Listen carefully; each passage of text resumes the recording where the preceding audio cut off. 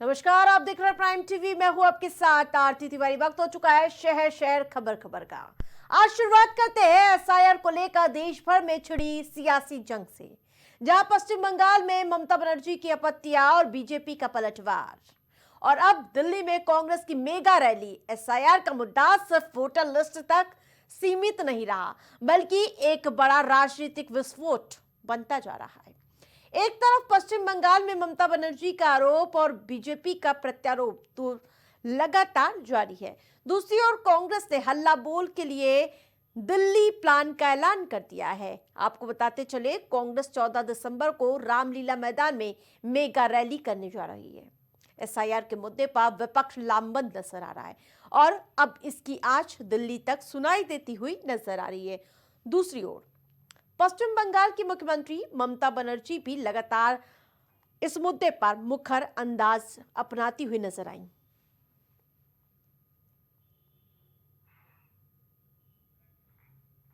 उधर पश्चिम बंगाल की मुख्यमंत्री ममता बनर्जी ने चुनाव आयोग को पत्र लिखकर एसआईआर प्रक्रिया को अव्यवस्थित, खतरनाक और बिना तैयारी के करार दिया। इसे तुरंत रोकने की मांग की गई है। बीजेपी ने आरोप खारिज कर टीएमसी पर कानूनी प्रक्रिया रोकने का आरोप लगाया। टीएमसी ने चुनाव आयोग पर अमानवीय दबाव और कई मौतों की अनदेखी का आरोप लगाया है। अब आपको दिखाते हैं एसआईआर पर ईसी को ममता की चिट्ठी में क्या कुछ लिखा गया है, जिसमें ममता बनर्जी की ओर से लिखा गया, एसआईआर प्रक्रिया बिना योजना के चल रही है। इसके अलावा ममता बनर्जी अपनी चिट्ठी में मांग कर रही है, चुनाव आयोग के कर्मचारियों में ट्रेनिंग की कमी पूरी तरह से जाहिर होती हुई नजर आ रही है। बीएलओ पर काम का असामान्य दबाव है, ये बात भी रख रही हैं ममता। ट्रेनिंग और दस्तावेज की जानकारी की कमी है, ऑनलाइन एंट्री में भारी दिक्कतों का सामना करना पड़ रहा है। जी हां, ये बात आपको गौर करनी होगी। ममता बनर्जी कह रही कि ऑनलाइन प्रक्रिया जो कि दिक्कत दे रही है, दबाव या सजा के डर से बीएलओ गलत या अधूरी एंट्री कर रहे हैं, तो लगातार डर दिखाने की बात सामने आती हुई नजर आ रही है। वो कह रही है दबाव के चलते बीएलओ तक आत्महत्या तक करने के लिए मजबूर हो रहे हैं। लेकिन इन सब के बीच जहां लगातार आरोप प्रत्यारोप की स्थिति देखने को मिल रही है, चुनाव आयोग के कर्मचारियों को ट्रेनिंग का अभाव है, ये बात भी ममता बनर्जी की ओर से कहा गया है। तो एसआईआर पर सवाल ही सवाल और ममता बनर्जी लगातार इन सवालों को उठाते हुए नजर आ रही हैं।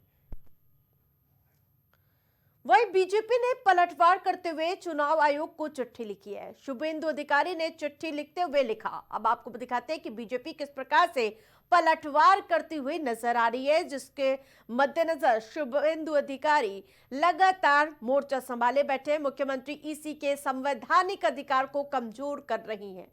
चुनाव अधिकारियों में अविश्वास पैदा करने का प्रयास ममता बनर्जी कर रही हैं।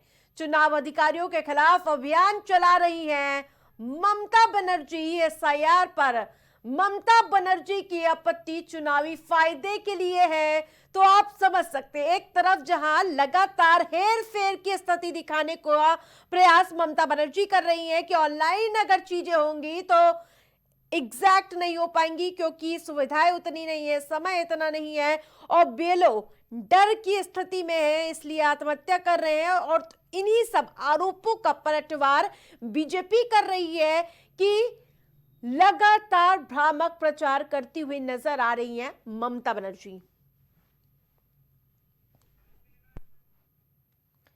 तो बहरहाल एसआईआर को लेकर सियासत अब एक बड़े टकराव में बदल चुकी है। तो सियासत अब लगातार इस पर उफान मारती हुई नजर आ रही है और ये टकराव लगातार बढ़ता हुआ नजर आ रहा है, जहां बिहार के बाद अन्य राज्यों में, यानी कि पश्चिम बंगाल, उत्तर प्रदेश समेत कई राज्यों में एक बार फिर से ये प्रक्रिया शुरू हो चुकी है। तो बंगाल में ममता बनर्जी और बीजेपी आमने सामने है, वहीं दिल्ली में कांग्रेस हल्ला बोल करने की तैयारी में है। आरोप है, जवाब है, और सवाल यह है कि क्या मतदाता सूची की समीक्षा लोकतांत्रिक मजबूती है या राजनीतिक हथियार। चुनाव आयोग की जिम्मेदारी और भी बढ़ गई है। 14 दिसंबर की दिल्ली रैली इस विवाद को किस दिशा में ले जाती है, ये देखना दिलचस्प होगा।